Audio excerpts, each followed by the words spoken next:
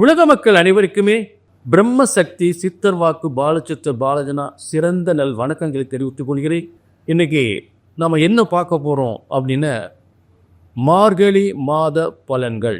இந்த மார்கழி மாத பலன்கள் இந்த நிகழ்ச்சியின் மூலம் நிச்சயமாக உங்கள் வாழ்க்கையில் உங்கள் மனதில் ஏற்பட்ட அத்தனை துன்பங்களும் கழிவதுதான். மார்கழி என்றால் மனதில் ஏற்பட்ட துன்பங்கள் எல்லாம் கழிந்து நம்மை விட்டு ஓடிவிடும் என்பதற்காகத்தான் மார்கழி என்று பெயர். துன்பங்கள் நீங்கக்கூடிய ஒரு மாதம், ஒரு முக்கியமான ஒரு மாற்றம் முன்னேற்றம் ஏற்படுகின்ற ஒரு மாதம், அதுதான் மார்கழி. அதுக்கு அப்புறம் தான் தை வருது. அப்போ தையில் என்னென்ன யோகங்கள் நடக்கப் போகின்றதோ அதற்கெல்லாம் ஒரு அடிப்படை ஆதாரமாக மார்கழி அமைந்து விடுகிறது. இப்போ வாழ்க்கையில் எல்லாருமே நல்ல யோகமான வாழ்க்கை வாழ வேண்டும், நல்ல ஒரு மாற்றம் வர வேண்டும், நல்ல ஒரு முன்னேற்றம் வர வேண்டும் என்பதற்காக ஒவ்வொருவரும் ஒவ்வொரு லட்சியத்துடன் பயணத்தை தொடர்ந்து கொண்டிருக்கிறார்கள். அவரவர் வாழ்க்கையில் முன்னேறுவதற்கான பல முயற்சிகளையும் எடுத்துக்கொண்டிருக்கிறார்கள்.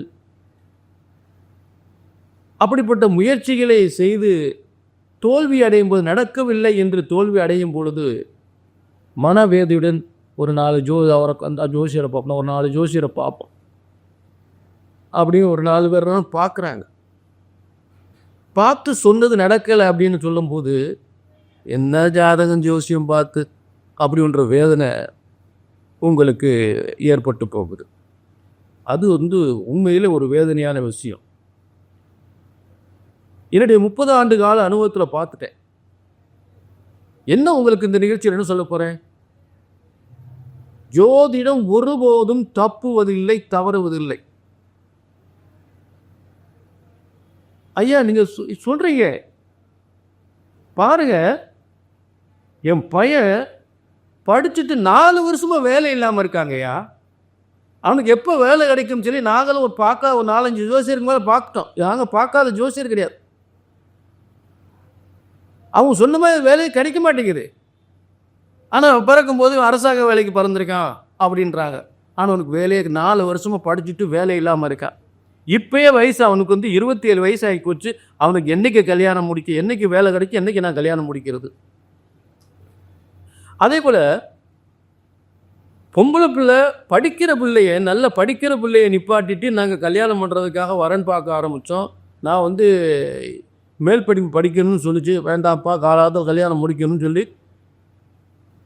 இல்லை நீங்கள் நம்ம குடும்ப கஷ்டத்துக்காக நான் மேலே படித்து நான் வேலைக்கு போகணும்னு நினைக்கிறேன் அப்படின்னு போய் எங்களுக்கெல்லாம் உழைச்சி போட வேணாம், நாங்கள் பார்த்துக்குறோம், பொம்பளை பிள்ளையை காலாவது கல்யாணம் முடிக்கிறது எங்கள் கடமை அப்படின்னு சொல்லி பொண்ணுக்கு மாப்பிள்ளை பார்க்க ஆரம்பித்தோங்கய்யா. 1 வருஷமா 2 வருஷமா பொம்பளை பிள்ளைக்கு 21 வயசில் மாப்பிள்ளை பார்க்க ஆரம்பித்து 5 வருஷம் ஆகி போச்சுங்கய்யா, இன்னும் கல்யாணம் முடியலை. அப்போ நாங்கள் ஒரு முயற்சி பண்ணி கல்யாணம் முடியலை. உங்களை மாதிரி ஜோசியர் அவரை பார்த்தா கல்யாணம் முடியுமா, இவரை பார்த்தா கல்யாணம் முடியலை.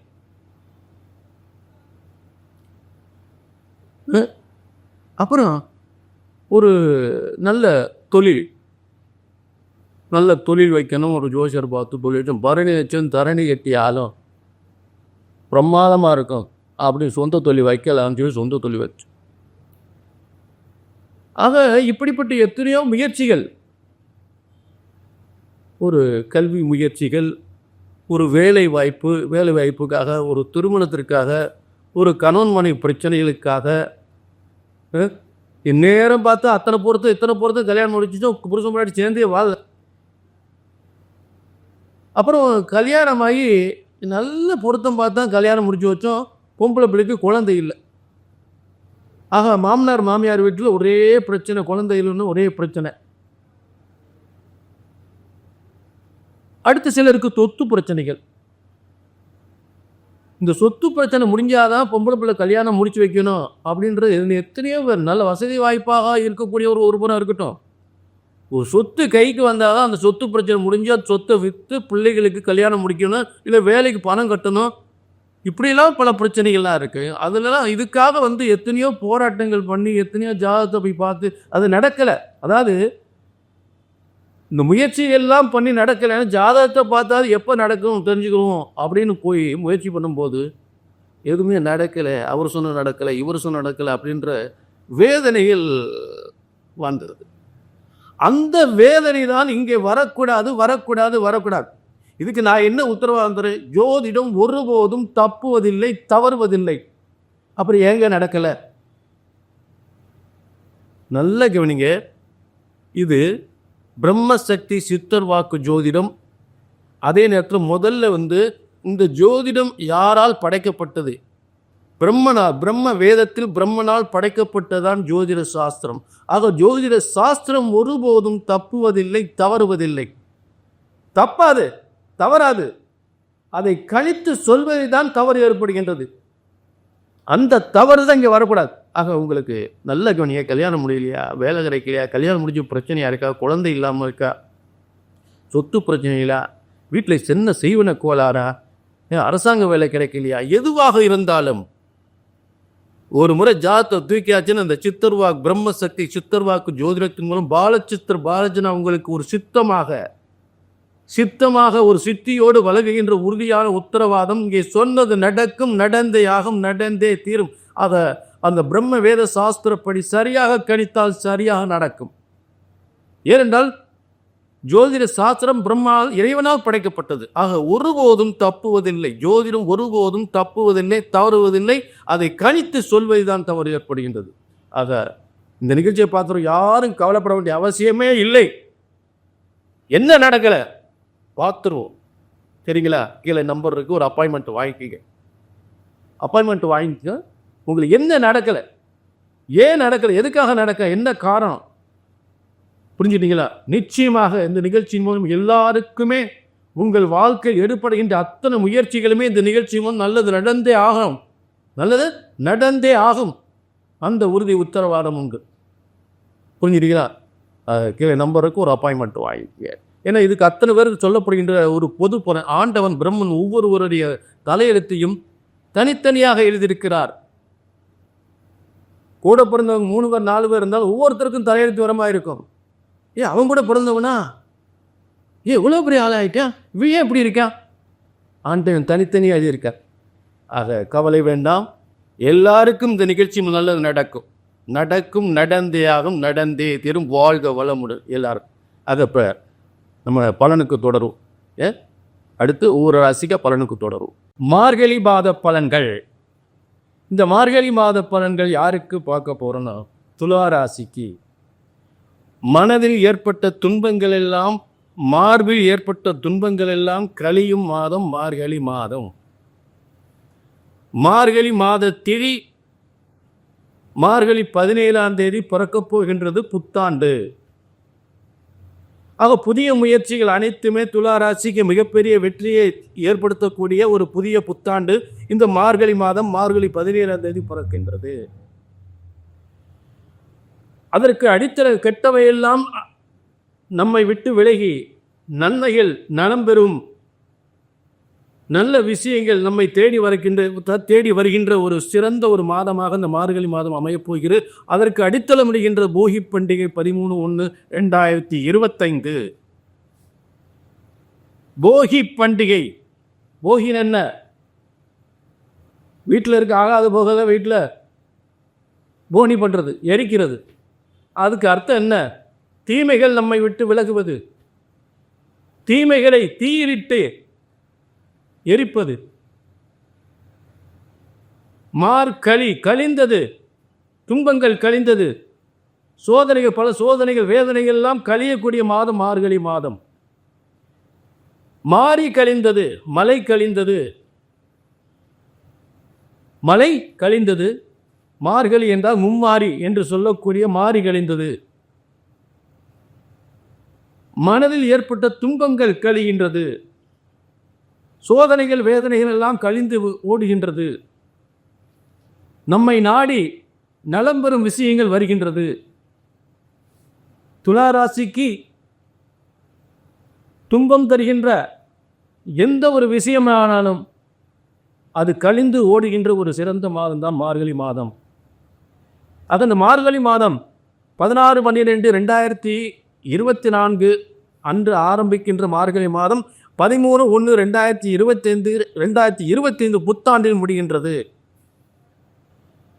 ஆக முதல் பாதி மார்கழி மாதம் முதல் பாதி 2024 மறுபாதி ஒரு மறுமலர்ச்சி ஏற்படுகின்ற மறுபாதியாக 2025 புத்தாண்டில் ஏற்படுவதுதான் இந்த மார்கழி மாதம் துளாராசி.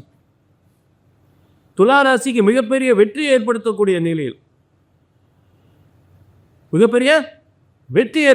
நிலையில் இந்த துளாராசிக்கு அமையப் போகிறது.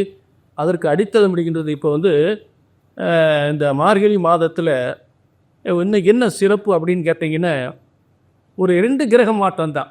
2 கிரக மாற்றம். ஒன்று, துளாராசிக்கு 9ஆம் அதிபதி பாக்கியாதிபதி தனஸ்தானத்தில் இருக்கக்கூடிய ஒரு சிறந்த யோகப்பு குருவின் பார்வையில் அதை ஒரு தொழிலை உருவாக்கி சரியாக நடத்த முடியல அப்படின்னு நினைக்கக்கூடியவங்களுக்கெல்லாம் அந்த தொழில் மிகப்பெரிய ஒரு மாற்றம், நல்ல ஒரு முன்னேற்றம் பெறுகின்ற ஒரு சிறந்த மாதமாக இந்த மார்கழி மாதம் அமையப் போகிறது.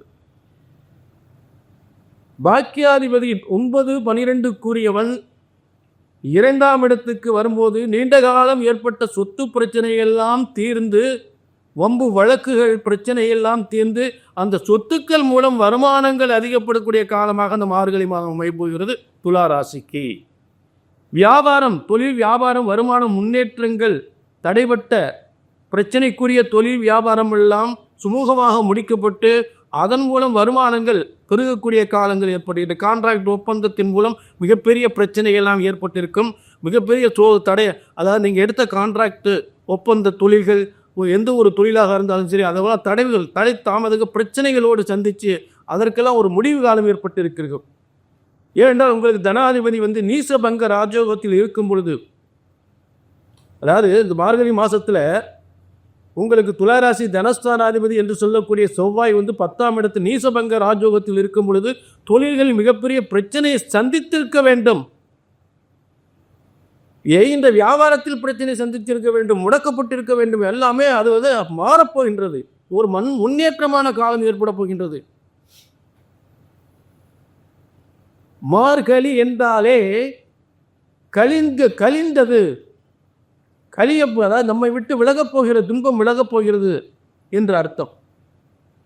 அனைத்து பூமியில் அனைத்து தேவாதி தேவர்களெல்லாம் அனைத்து ஆலயங்களிலும் நாம் வழிபடும் பொழுது நம்மை ஆசீர்வதிக்க வந்து கொண்டிருக்கிறார்கள் மார்கழி மாதத்தில். ஏன்னா மார்கழி மாதம் உலகமெங்கும் இருக்கக்கூடிய அனைத்து ஆலயங்களிலும் சிறந்த முக்கால வழிபாடு நடைபெறும். அந்த வழிபாட்டை ஏற்றுக்கொண்டு தேவாதி தேவர்களாம் அனைத்து மக்களுக்கும் ஆசி வழங்கக்கூடிய நிலை ஏற்படுவதுதான் இந்த மார்கழி மாதம். தெய்வீகத்தின் தன்மை அதிகப்படுகின்ற மாதம். தேவாதி தேவர்கள் அதிகாலை பொழுதில் நம்மை ஆசி வழங்குகின்ற மாதம். அவர்கள் இரவு பொழுது முடிந்து அவர்களுடைய உறக்கம், அந்த அவர்கள் தேவாதி தேவர்களெல்லாம் உறங்கியதால் நம் துன்பங்கள் அதிகப்பட்டிருக்கிறது. அவர்கள் விழித்து கொண்டு ஆசி வழங்கும் போது கழிந்தது துன்பங்கள். அதுதான் மார்கழி. அப்படிப்பட்ட மார்கழியில் துளாராசிக்கு தனம், வியாபாரம், வருமானங்கள், பிரச்சனைகள்லாம் தீரப்போகிறது, முன்னேற்றங்கள் பெறப்போகிறது. மேலும் துளாராசிக்கு அதிபதியும் ரிஷபராசி 8ஆம் அதிபதியும் சேர்ந்து முதல் பாதி மார்கழியின் முதல் பாதியில் 4ஆம் இடத்தில் இருக்கக்கூடிய 10ஆம் இடத்திலிருந்து செவ்வாயினுடைய பார்வையில் இருக்கும் பொழுது உணவுப் பொருட்கள், ஆடை ஆபரண தொழில்கள், கான்ட்ராக்ட் ஒப்பந்த தொழில்கள், கட்டிட தொழில்கள், ரியல் எஸ்டேட் தொழில்கள்லாம் சிறப்பு பெறுகின்ற ஒரு மாதமாக இந்த மார்கழி மாதம் அமைகிறது. எலக்ட்ரானிக் சாதனங்கள் தொழில்கள் இருந்தாலும் சரிங்களா, அனைத்து பூமி சம்பந்தப்பட்ட தொழில்கள், கன்ஸ்ட்ரக்ஷன் சம்பந்தப்பட்ட தொழில்கள் எதுவாக இருந்தாலும் அவர்களெல்லாம் அந்த தொழிலாம் சிறந்து விளங்கக்கூடிய சினிமா துறை, கலைத்துறை சார்ந்தவர்களுக்கு நல்ல முன்னேற்றம் பெறுகின்ற காலமாக சுக்கிரன் செவ்வாய் பார்வை 10ஆம் இடத்தில் இருக்கக்கூடிய செவ்வாய் சுக்கிரன் பார்வையில் இருக்கும்போது துளாராசிக்கு சிறந்த ஒரு மாற்றத்தை, முன்னேற்றத்தை, அதிகப்படியான வருமானத்தை ஏற்படுத்தக்கூடிய நிலை இருக்கிறது. புரிஞ்சுட்டீங்களா? இதுதான் துளாராசியில் இந்த மார்கழி மாதத்தினுடைய சிறப்பு விஷயங்கள். அடுத்து வரக்கூடியது புத்தாண்டு வருகிறது. அந்த புத்தாண்டு பலன்கள் நம்ம சிறப்பான முறையில் பார்ப்போம். ஏன்னா அதற்கெல்லாம் எதிர்கால புத்தாண்டில் இதை சாதிக்க போகிறேன் அதை சாதிக்க போகிறேன்னு சொல்கிறவங்களுக்கெல்லாம் நல்ல ஒரு மார்கழி மாதத்து கண் முன்னே பல வெற்றி விஷயங்கள் உங்கள் கண் முன்னே நிற்கும். அதற்குரிய விஷயங்கள் தான் இந்த மார்கழி மாதம் நடக்கப் போகிறது, மறந்து விடாதீர்கள். இல்லை ஏதாவது உங்களுக்கு சந்தேகங்கள் குழப்பங்கள், அதாவது 2 கிரகம் தான் மார்கழி மாதம். ஒன்று புதன், அடுத்து சுக்கிரன். இந்த சுக்கிரன் சனியோடு சேரும்போது சனிக்கு துளாராசிக்கு சனி யோகாதிபதி. மேலும் இந்த சுக்கிரன் மிகப்பெரிய யோகாதிபதி. 2 யோகாதிபதி ஒரு இடத்துக்கு வரும்பொழுது உங்களுக்கு துளாராசிக்கு 5ஆம் இடத்துக்கு வரும். திடீர் அதிர்ஷ்டத்தை, திடீர் பணம் வரும், திடீர் செல்வத்தை தரக்கூடிய, திடீர் சொத்துக்களை தரக்கூடிய அனைத்து யோகங்களும் ஏற்படக்கூடிய ஒரு சிறந்த மாதமாக இந்த மார்கழி மாதம் உறுதியாக அமையப் போகிறது. இதில் ஏதாவது உங்களுக்கு சரியாக நடக்கலை அப்படின்னு வேதனைப்பட்டீங்கன்னா கீழே நம்பர் இருக்குது, நோட் பண்ணிக்கங்க, அப்பாயின்மெண்ட் வாங்கிக்க. அதுக்கு முன்னே நான் உங்களுக்கு சொல்லக்கூடிய விஷயங்கள் இதுதான். நிறைய ஜாதகங்கள் பார்த்து இன்னும் சரியாக நடக்கலைங்க அப்படின்னு வேதனைப்பட்டீங்கன்னா அதுக்கு ஒரே ஒரு காரணம் தான். ஜோதிடம் ஒருபோதும் தப்புவதில்லை, தவறுவதில்லை. முதல்ல தெரிஞ்சுக்க. அப்புறம் ஏங்க நடக்கலை அப்படின்னு கேட்டிங்கன்னா, இது உலக மக்கள் அனைவருக்குமே எந்த பிரம்மன் நம்மையெல்லாம் படைத்திருக்கிறாரோ அந்த பிரம்மனால் எழுதப்பட்ட ஜோதிட சாஸ்திரம் ஒருபோதும் தப்புவதில்லை. அதை கணித்து சொல்வதுதான் தவறு ஏற்படுகின்றது என்பதை மறந்துவிடக்கூடாது. இந்த ஒரு விஷயம்தான். ஆக ஜோதிடத்தின் பலன் சொன்னது நடக்கவில்லை என்றால் ஒன்று உங்கள் ஜாதகம் தவறாக இருக்க வேண்டும், இல்லை என்றால் ஜோதிடம் நான் தவறாக இருக்க வேண்டும். இந்த 2 தவறு தான். ஆக இந்த பிரம்மசக்தி சித்தர் வாக்கு ஜோதிடத்தின் மூலம் கண்டிப்பாக உங்கள் வாழ்க்கையை என்னென்ன நடக்கவில்லையோ அது கண்டிப்பாக நடக்கும், நடந்தே ஆகும், நடந்தே தீரும். மீண்டும் ஒரு நல்ல நிகழ்ச்சி சந்திக்கும் வரை உங்களிடம் விடைபெறுகிறேன். நன்றி, வணக்கம்.